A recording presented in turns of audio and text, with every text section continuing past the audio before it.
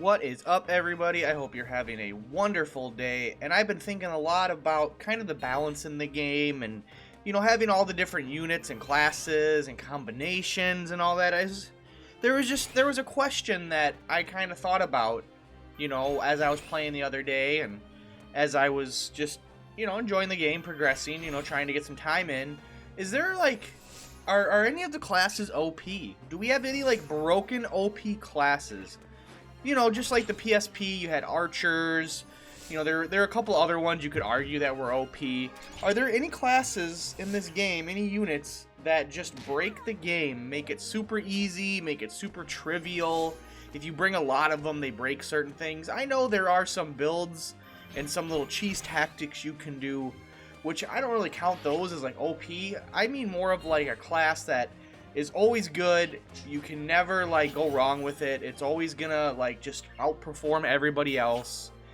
Things like that, or like in the PSP version where the archer was so good that you didn't even need to use any other unit for damage. So I don't know. I personally can't think of one. Then again, I haven't used literally every class in the game yet, and I know that's shocking to some people. But like I've said before, I've been busy with life and other games, and I try to play Tactics Ogre quite a few times a week, but I just don't get in, those big long sessions like I would like to have to progress. So it's, it's a little bit of a chore to keep up, but hey, that just means more content will come in the future because I'll be experiencing more of the game, I guess. Even though I already have 150 hours in the game and I'm only level 36. And I still have to do Heim, which is what I'm attempting to do now. I was going to do Palace of the Dead, but a lot of people were recommending get to level 40 before you do Palace of the Dead, so that's kind of why that's on hold right now. But in the end, I don't think really, unless Lich or Necromancer or, Shaman or Songstress or Buccaneer or Fusilier. I know I said that wrong, so I'm ready for everybody in the comments to come and tell me how to say it properly. Those are ones I haven't really used a lot, and I've watched other videos, I've read comments, been on the forums, and some of them do seem, especially Lich, Lich is pretty darn good, and there's a lot you can do with them. But as far as a lot of the main units you're gonna get that are kind of given to you, or you don't really got to go out of your way to get, I don't really find anybody too OP or broken. I mean, obviously Griffins are really solid. The Rune Fencer is one of the best in the game. Lord class is obviously really good, and dragons are super strong in this game, obviously just because they're so tanky, and breath attacks are so strong for them. But I don't really find anything, like I said, to be game breaking necessarily. I find the game creates difficulty in a few different ways for the player just due to how the game is. Wow, did you see that damage on that dragon, man? Oh my god, don't mess with dragoons, man. Dragoons just, I've had people tell me they can have other units deal more damage to dragons.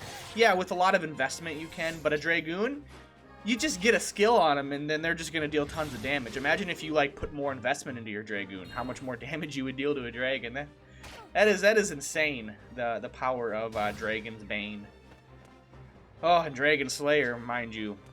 But anyway, like I was saying, the way the game creates difficulty, especially later on when you get into later parts of Palace of the Dead, when you get into CODA, you start getting a huge level difference. And really, throughout the main story and the campaign, I think the biggest level difference is, 2 or 3 at the very most? I actually think it's 2. Right now I'm in a battle with a 1 level difference. But I think 2 is the cap in the campaign. I think some bosses are 3. Well, anyway, when you get into post-game content, really deep into post-game, you start seeing 5 level differences, and then we start seeing 10. And I've even had people tell me in CODA, which I haven't obviously touched, they're saying units get up to a 15 to 20 level difference. You're level 50 fighting level 65, 70 units. Which I don't know about, but if that's true, which I believe it would be, I don't know why people would make that up. That is insane. You have to have, you just literally have to be min-maxed to the max. You have to have best in slot gear, you have to have relic weapons, you gotta have all the good stuff to just get through that, because can you imagine 20 levels? no matter where you're at in the game, 20 levels is just mind-blowing. Like, if you're level 10 fighting level 30 units or, you know, any combo. So that is kind of one downside to a lot of games like this, and it's because, you know, the human brain and programmers can't make an AI that darn good.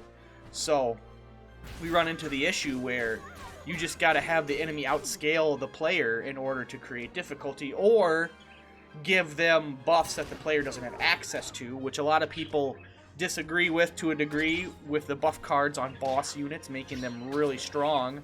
But at the same time, I mean, if they didn't, you could literally just like one-shot a boss and then the level's over. So think about it. If the buff cards didn't make some of these like boss units so tanky and able to hit hard, you just ignore, if you want to beat the stage, beat the level, you just ignore everybody, bum rush the dude, get 2 hits in, he's dead. You know, because, you know, when you got a wizard boss or a shaman or any of the squishy ones that are bosses, or even the cleric bosses, you know, if they're that squishy like they normally are, it would just trivialize the whole battle. So I think that's why they make them that way. As much as, like I said, some people dislike it and find it annoying, it's to prevent the player, I believe, from cheesing the battle and just going all in and YOLO the boss. You know, is that what the cool kids say today, YOLO? So, I don't know. I think the difficulty and the balance of the classes is relatively good.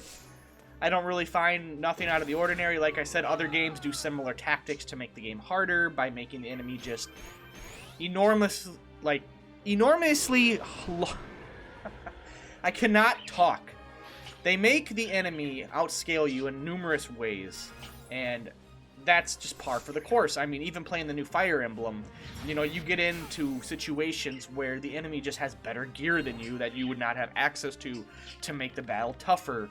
Or, like I said, they outlevel you, or, you know, they have a lot more counters to you. So, you know, it just, that's the way it is, and I do feel that the balance in this game is relatively good. There's other things in the game that probably need more tweaking. I really hope we get an update soon, eventually. There is some, you know, rumors about another update, a little minor bug fix thingy. I don't know. We haven't really had one since the, 1.04 back in December, I believe. So I don't know. We probably won't really see much for this game, unfortunately, which is sad. But hopefully the sales of this game have done well, and we will see another game remade or a sequel or something in the Tactics Ogre universe. I think this is a slept-on franchise for a lot of people. I have a lot of friends and people online that I know that are big, you know, tactic RPG guys, Fire Emblem, whatnot, and they've never even heard of Tactics Ogre. So, you know, that's cool. I hope more people find this game in 2023, more people discover it, and they see how awesome it is and how fun it can be. Yeah, it can be a little tedious. Yeah, it can be a little drawn out. The battles can take a long time. But, I mean, if you've played any other SRPG or Tactics RPG, you know this, except for Final Fantasy Tactics. I never realized how quick some of the battles could go in that game compared to games like this. And I think it's just the scale of the battles. You're commanding a lot more units. The enemy has a lot more units, and that's kind of why it is. But anyway, I'm just rambling about a bunch of stuff now. I'm totally going off topic on the video. Thank you guys so much for watching. Let me know what you think down below. How is the balance in this game? Is there any of the classes OP? Is anything OP? Let me know down below. I appreciate you guys for watching. Thank you so much for checking it out. And I hope to see you guys in the next one. Until then, later guys. Peace.